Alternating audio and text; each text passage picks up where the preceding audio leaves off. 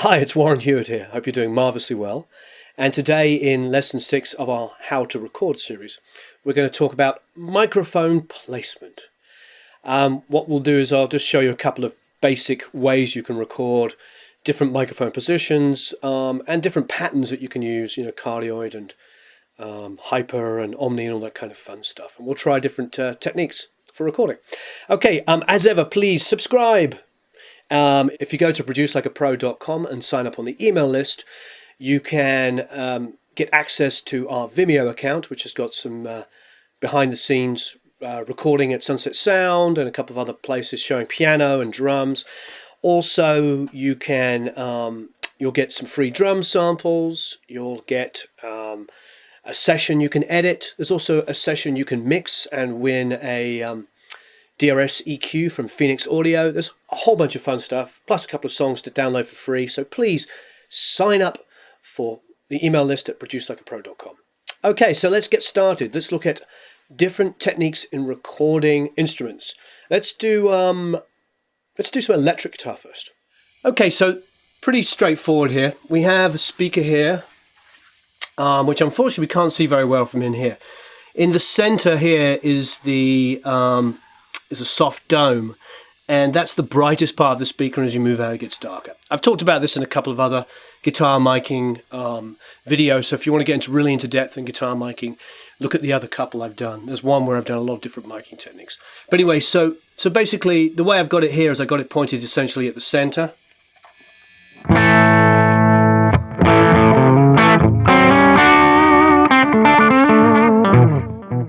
And this is an SM57. It's a cardioid microphone. Has a nice presence lift between sort of 3 to 7K. It's got a nice lift. It's really great for guitars, great on snare drums, etc. And then, if you don't want it so bright, you can move it to the outside here. That will be a little duller sounding.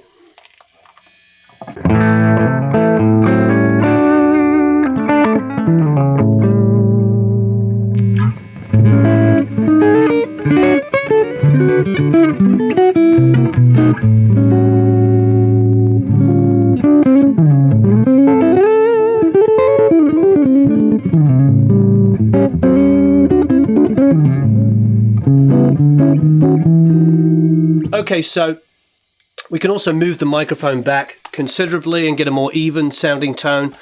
But, in the 412 here, we'll probably get a lot of different, we're going to get all the speakers going at once.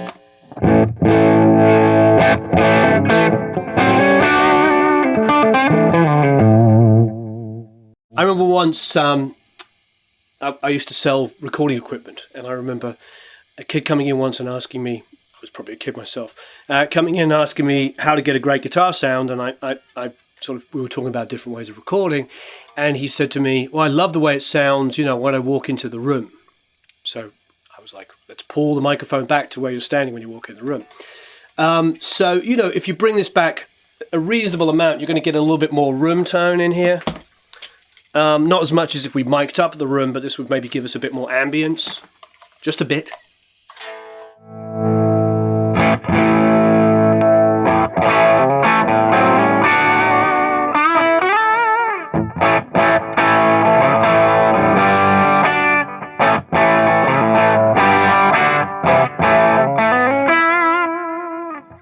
So you're going to get a little bit more of what's going on around here. It might sound a little cloudy compared with up front. We go back up front. We're not adjusting the gain, so the levels are going to come up and down. Just a quick comparison.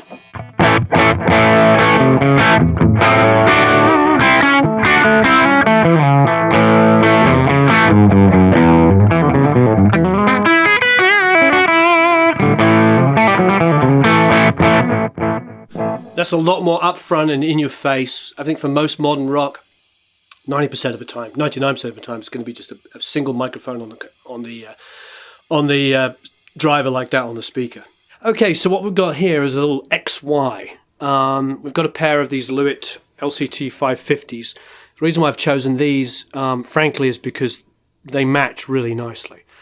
You can buy them singly or in pairs, doesn't really matter, and they both match identically. So I use them a lot for stereo miking. So this XY configuration here with the two LCT 550s, the reason why they're like this, and if you know they're capsule to capsule, is basically to cancel any phase issues. Now, they may be seeing the sound in two different directions, but they will, in the middle, will be perfectly in phase because the sound will be hitting at the same time. So it's important that the capsules are on top of each other and that they are basically seeing the sound in the same distance at the same time. So we're going to stereo mic the acoustic. We've got it going across the body here and across the neck here. It's nice for, you know, finger picking kind of stuff.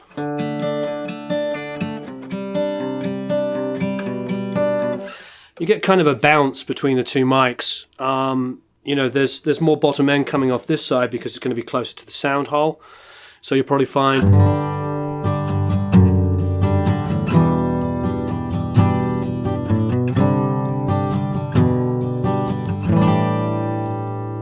you'll find it will feel fuller on one side than the other because of that.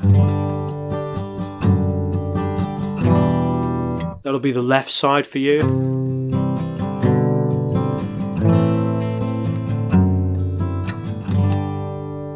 And then probably for some of the picking kind of thing, especially high up.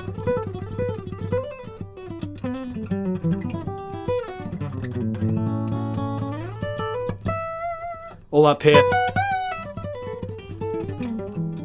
will feel a bit more even sounding down the middle, but the lower stuff will come slightly left.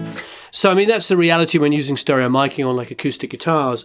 You know, whatever you do is going to favour the sound hole a little bit for the bottom end. But I mean, I like it. You know, the only time I would ever do this, frankly, is if I was doing a singer-songwriter and I wanted just kind of a surround of the acoustic. You know, so if you're doing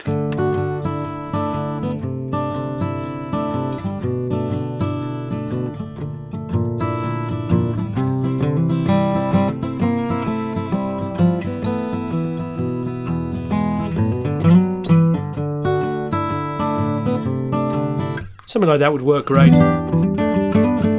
But for me, if I'm just going to do a single acoustic guitar on a track, and again, you can watch the video on expanded acoustic guitar recording, I would just use the one mic, and you can come in here between the 12th and 14th fret or come off the body as long as it's pointed away from the sound hole.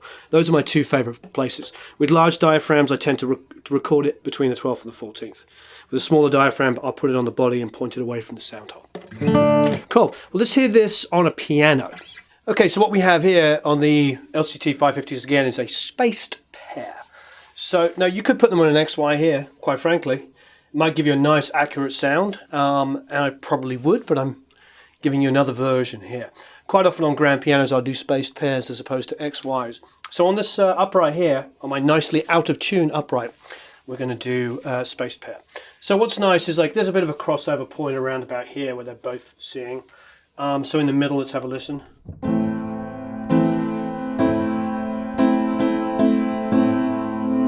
It's pretty central. We're playing middle C. We can check the phase with those. And of course, all the way up here. And down here.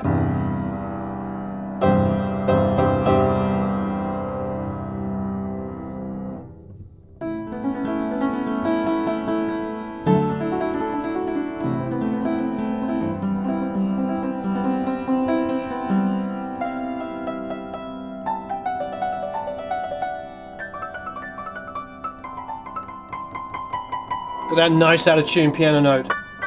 I'm a much better guitar player than a piano player. Anyway, so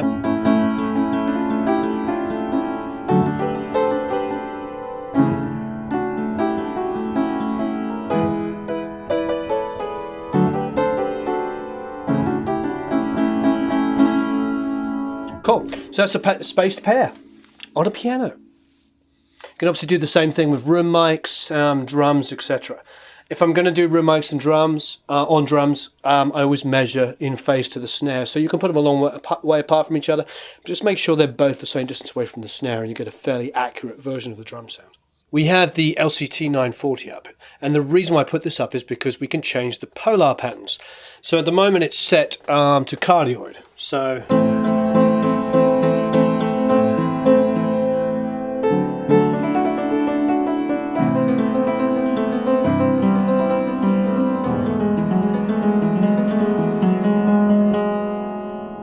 Cool, so that's on cardioid.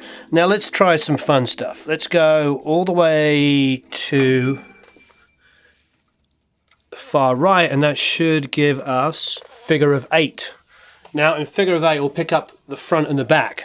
So what we're going to do is we're going to position it across the piano, like this. Be a little bit in my way, but hey, it'll work for the purposes of what we want to do. Okay, so it's now facing across the piano.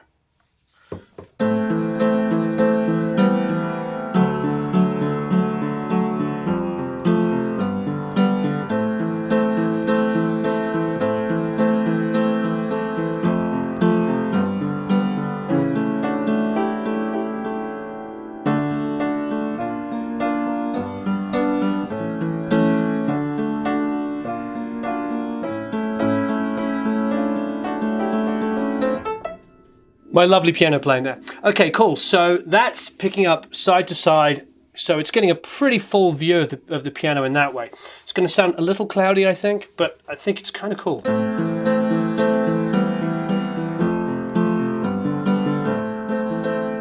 Okay, so let's try moving it all the way back.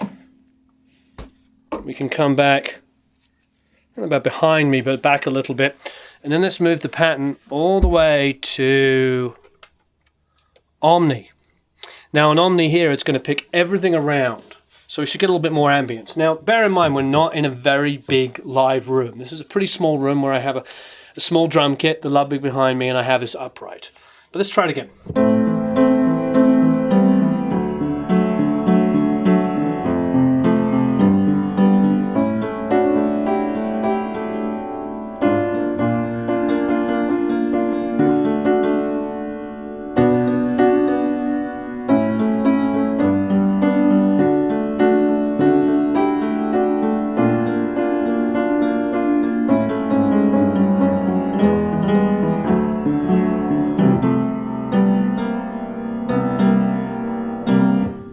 Lovely. So that's getting like the piano and everything else around the whole room. So it'll give us a little bit of ambience. If we're in a really big live room, or a very live sounding room, I should say, might be kind of nice to do that. However, it might be kind of nice to do the opposite if you don't want to pick up the ambience. So we can go and adjust it here to the supercardioid.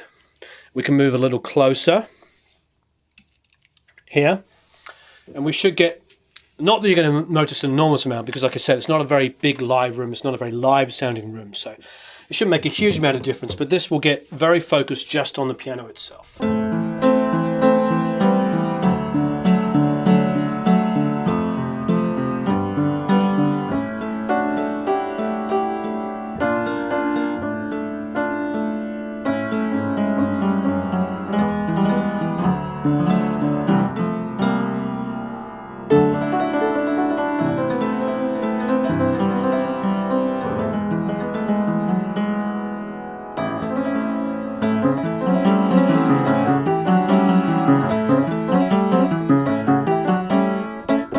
Cool. So, and to be honest, in most situations I leave it on cardioid with a mono mic. I use a ribbon quite often in the front here, and I like the way it sounds. This is not a high quality piano. This is a very old student model Baldwin, and it's a great piano, but it's got lots of idiosyncrasies. It's not in tune perfectly. Some of the hammers are a little, there's issues with it, but that's kind of what I like about it. It has a lot of personality. So I don't usually stereo mic it, but I think doing something, generically miking it, super could be really good in a live room, in a very live sounding room. But I think most of the time a cardioid in a position probably about here is going to work for most of your situations. Okay, wonderful. Thanks for watching. So that's just some real basics on different microphone placements and different modes of the microphone. I think Omni I use often in room mics. If you watched my Sunset Sound drum recording one, you'll notice I use a 414 in the room set on Omni. I use it as a talkback mic, but I also print it, and it's basically a room mic. So Omnis are great for picking up kind of general ambience in the room. Cardioid is probably the most used microphone setting. Most microphones come set to cardioid. An SM57, for instance, is in cardioid.